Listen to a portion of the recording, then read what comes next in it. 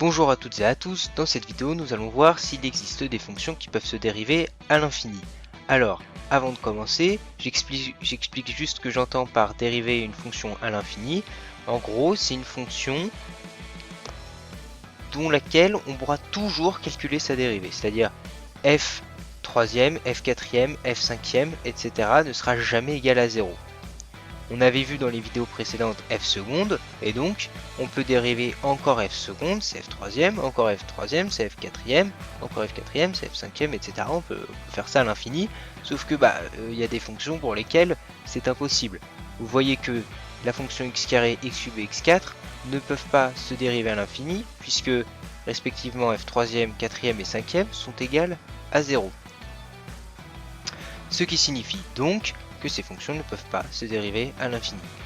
Donc le but c'était de rechercher les fonctions pouvant se dériver à l'infini. Donc là j'ai commencé par des mononomes de degrés 2, 3 et 4. Et là on peut voir que ces mononomes ne se dérivent pas à l'infini. De manière générale, même des polynômes de degré n ne se dérivent pas à l'infini. Et on peut même aller plus loin en disant, si vous regardez ici, donc pour les mononomes c'est la même chose que pour les polynômes, et on peut les dériver pour un polynôme de degré n, n plus une fois. Effectivement, f troisième égale 0, c'est fini. Là c'est x puissance n, là c'est x puissance 2, n plus 1, 2 plus 1, 3, on peut la dériver que 3 fois. Pareil, là, f quatrième pour x cube égale 0. f cinquième pour x puissance 4 égale 0.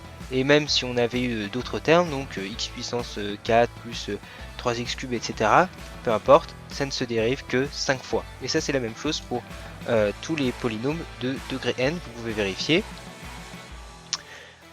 Il existe bien sûr donc plein d'autres types de fonctions, et on va voir juste après une fonction que vous devriez avoir eu à l'esprit qui se dérive à l'infini.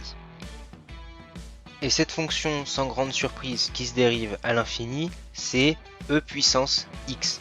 En effet, on sait que f de x concernant e puissance x égale f' de x. Et donc comme sa dérivée est égale à la fonction, et la dérivée seconde est égale à la dérivée première, la dérivée troisième est égale à la dérivée seconde, etc. Donc en fait, avec e puissance x, la fonction peut se dériver à l'infini. Vous pouvez la dériver autant de fois que vous voudrez. La dérivée sera toujours, quelle qu'elle soit, la dérivée sera toujours égale à e de x. Et c'est la même chose pour les primitives en fait. La primitive de e de x, c'est e de x aussi. Donc vraiment celle-là elle change pas.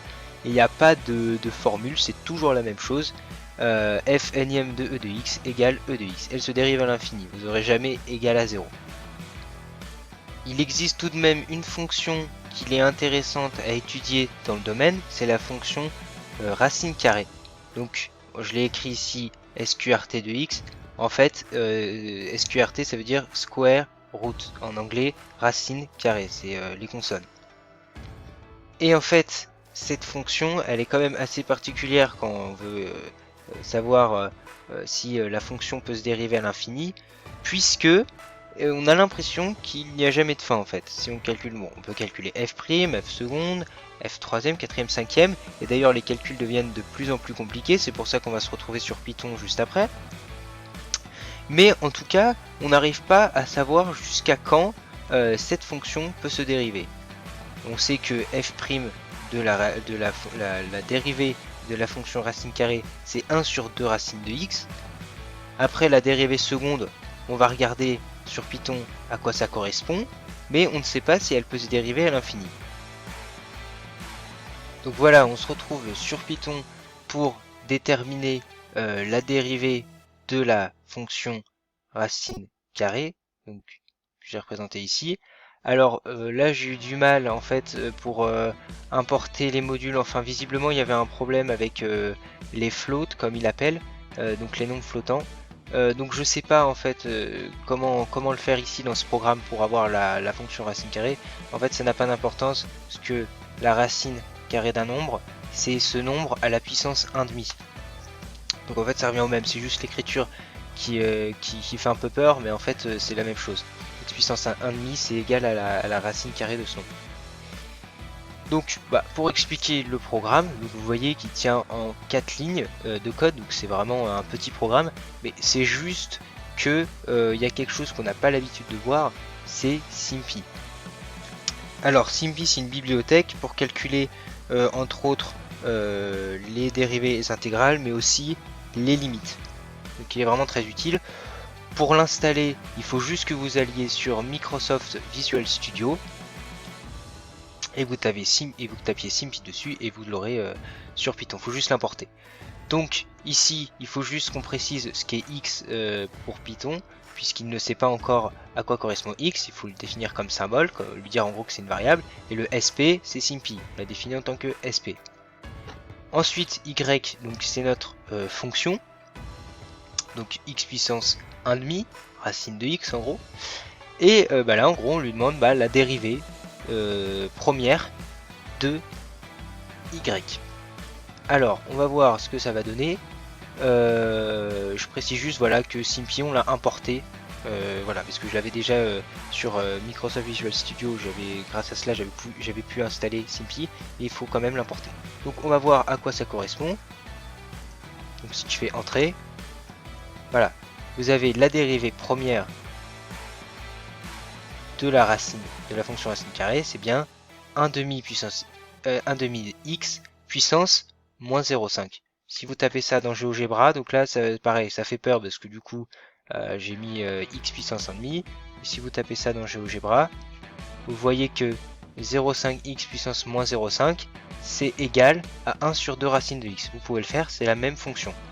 C'est égal. Vous pouvez aussi algébriquement déterminer que 0,5 x puissance moins 0,5 c'est égal à 1 sur 2 racine de x. C'est peut-être un peu compliqué, ça va plus vite sur GeoGebra, on s'en rend compte tout de suite. On sait qu'on ne s'est pas trompé.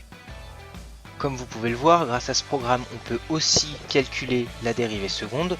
On a vu ici que pour la dérivée première, c'est yx, et pour la dérivée seconde, c'est yx et un autre x. Donc là, Python va nous renvoyer la dérivée seconde de la racine carrée. Donc, on peut imaginer que ça va être quelque chose un calcul encore plus compliqué que celui-là, mais c'est normal parce que j'ai mis x puissance 1,5. Donc si je demande à Python la dérivée seconde de la racine carrée, qui est quand même c'est assez compliqué à calculer, il va quand même plus vite avec un algorithme. Donc là si je lui demande, voilà, ça y est. Donc là, bon, c'est vrai que c'est pas très effrayant, mais vous allez voir que ça va commencer à se compliquer au bout de la dérivée 4e ou 5e. Voilà, donc là j'ai dérivé aussi, j'ai calculé la dérivée 3e de la fonction racine carrée, juste ici. Vous voyez, les calculs à la main se complexifient, d'autant qu'on l'écrit sous forme de fraction et de racine et non de puissance négative quand on fait les calculs. La dérivée 4e, 5e, et donc là voici le résultat. Je vais tout représenter sur GeoGebra juste après. Et alors là j'ai fait exprès de demander une dérivée très lointaine, et le programme était toujours en train de charger. Vous voyez, donc je pense qu'il peut juste pas le faire. Je vais réessayer avec un nombre quand même moins grand, et on va tout représenter sur GeoGebra. Donc voilà, on se retrouve avec la dérivée 141e. Vous voyez que j'ai dû choisir un nombre quand même largement plus petit que ce que j'avais voulu dériver au départ. Déjà la dérivée 141e, vous voyez que c'est vraiment pas possible à faire à la main. Et donc comme Python ne veut pas nous dire visiblement la 1041, si, donc il l'a fait pour 1041, mais étant donné que le nombre est absolument gigantissime, comme vous le voyez là, voilà, x à la puissance moins, je vois mal, 1040,5, enfin voilà, c'est vraiment pas possible à faire de tête. Donc en fait je pense que Python pouvait encore calculer le nombre gigantissime que je lui avais demandé, mais il lui aurait fallu beaucoup de temps. Voilà, donc vous voyez que ce ne sont pas des calculs faisables de tête. Donc on va représenter ces fonctions sur GeoGebra pour qu'on voit à quoi ressemble, quelle est l'allure de la courbe de dérivée, par exemple la dérivée 1041e de la fonction racine. Voilà, donc j'ai représenté la fonction racine de x, donc c'est celle qui s'appelle f, hein, c'est celle-ci, donc celle-ci on la connaît, je zoome un peu. Ensuite, alors c'était la 1000, ça devait être la 1040, la dérivée 1041e, donc alors là, G carrément, donc c'est celle-là. Donc en fait, elle n'est pas parfaitement droite évidemment, mais elle est tellement... Voilà, regardez, elle est tellement collée. Bon, je pense qu'on va pas pouvoir voir, faudrait zoomer à fond en fait pour ça. Donc faudrait regarder. Donc c'est vraiment une fonction... voilà, c'est une fonction absolument incroyable. Et puis après, donc la dérivée première, c'est H, donc elle est là. Donc là, vous voyez, elle se croise en un point. P, la dérivée seconde. P, où est-ce qu'elle est? Elle est là. Donc là, vous voyez, première, la fonction racine, dérivée première, dérivée seconde, et Q, c'est la dérivée troisième.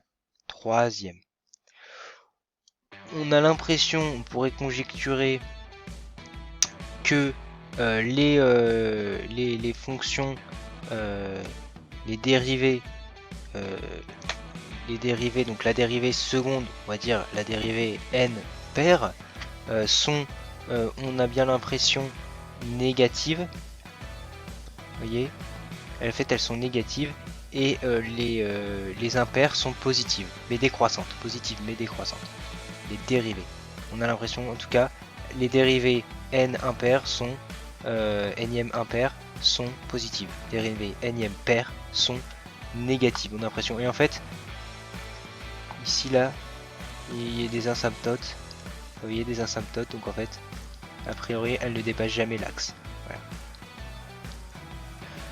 Voilà, donc à ce stade de la vidéo, on a pu voir que les fonctions affines peuvent se dériver un nombre fini de fois. Alors, on n'a pas donné d'exemple, mais vous prenez n'importe quelle fonction affine, vous verrez qu'elle ne peut se dériver qu'un nombre fini de fois. Ensuite, fonction polynôme, on l'a vu, nombre fini de fois. Alors, c'est avec l'exemple des mononymes, mais je rappelle que j'avais dit pour les polynômes, c'est pareil, un nombre fini, se dérive même n plus une fois, x puissance n, fn plus une fois. La fonction exponentielle, on a vu infini, bon ça c'est facile, c'est une notion de cours, on sait que c'est infini. Fonction racine, infini a priori. Alors je dis a priori parce que j'ai pas pu le démontrer, et puis bon, visiblement Python a montré ses limites ici. Vous voyez, quand je veux le dériver déjà 1041 fois, ça m'a mis beaucoup de temps avant de me l'afficher.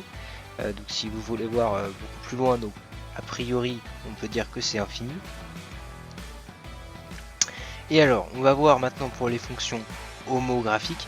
Alors les fonctions homographiques, c'est par exemple la fonction homographique qu'on connaît tous, c'est 1 sur x. Et on va voir juste après, concernant la fonction homographique, combien de fois on peut la dériver. Voilà, donc j'ai fait la même chose sur Python que avec la fonction racine carrée, avec la fonction homographique. Donc j'ai pris la fonction 1 sur x, donc la fonction inverse, celle qu'on connaît bien. Vous voyez, on voit bien que sa dérivée c'est moins 1 sur x carré, ça c'était le cours. Et donc maintenant, on va faire la même chose que pour la fonction racine carrée. On va chercher la dérivée, je sais pas, centième, etc. Dérivée seconde, troisième, etc. Et on va voir s'il y a une fin. Voilà, donc j'ai encore demandé la même chose à Python. Dérive-moi, une fois la fonction homographique, donc on a vu c'est bien moins 1 sur x carré, donc tout va bien. Et je lui ai demandé la dérivée seconde, troisième, etc. La quatrième, et je lui ai demandé la dérivée 1240e je crois, et regardez, le résultat est absolument introuvable de tête bien sûr. Vous voyez ici, voilà le calcul pour la dérivée 1240e. Là on a quelque chose, de chiffres absolument énorme, et voilà, avec plein de zéros. Donc je ne sais pas à quoi est égal ce chiffre. Je sais même pas s'il y a des virgules, non il n'y a pas de, visiblement c'est pas un décimal. Et c'est divisé par x puissance 1241. Donc, alors, on peut voir ce chiffre est totalement énorme, donc introuvable de tête. Toujours pour évidemment la fonction 1 sur x. Et voilà, du coup j'ai fait donc la dérivée seconde, voilà, donc c'est 2 sur x cube. Donc jusque là, bon, c'est assez gentil. Puis la dérivée troisième, moins 6 sur x4. Donc pareil, on a l'impression que quand la dérivée est n impair, la dérivée est négative, pair positif, aussi grand le nombre soit-il positif, ici seconde positif, et puis première négative. Donc visiblement c'est bien négatif. Alors avec le petit exposant, on a envie de dire le petit exposant c'est n plus 1. Hein, effectivement, dérivée première x au carré, dérivée seconde x au cube, dérivée troisième x puissance 4. Donc chaque fois 3 plus 1 4, etc. Et là, effectivement, 1240 puissance 1241. Encore une fois, aussi grand le nombre soit-il.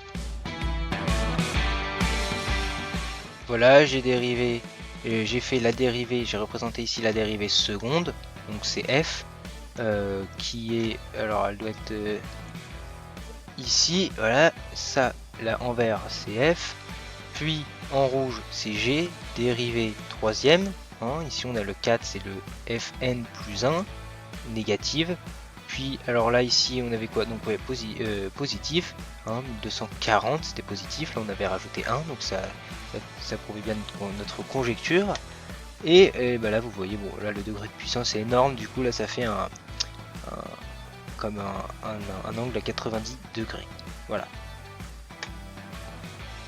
Et voilà, donc on peut compléter le tableau de nos interrogations. La fonction homographique peut se dériver à l'infini, a priori, encore une fois. Python montre ses limites, là je pense qu'on pourra pas faire d'énormes calculs, mais apparemment on peut le dériver à l'infini. Donc on a pu montrer qu'il existe effectivement des fonctions pouvant se dériver à l'infini. E de x, bon c'est facile, c'est toujours la même. La fonction racine et la fonction homographique, racine et homographique a priori. Et on a pu aussi conjecturer certaines choses à propos de racine de x et aussi sur homographique, la dérivée homographique, concernant le signe de la dérivée. Voilà, c'est la fin de cette vidéo. J'espère qu'elle a pu vous apprendre on peut aller plus loin que le cours en se posant cette question qui n'est pas au programme, dérivée à l'infini. Mais je trouvais que c'était une question non négligeable et plutôt intéressante à traiter.